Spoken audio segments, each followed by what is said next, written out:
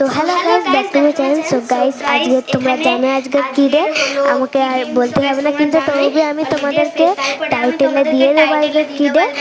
আর এখন যা পানির সময় কি বলবো, আর চলো পিছনেতে পাবলিক রয়েছে তাকে জিজ্ঞেস করা যাক। চলো ডাকি। Excuse me.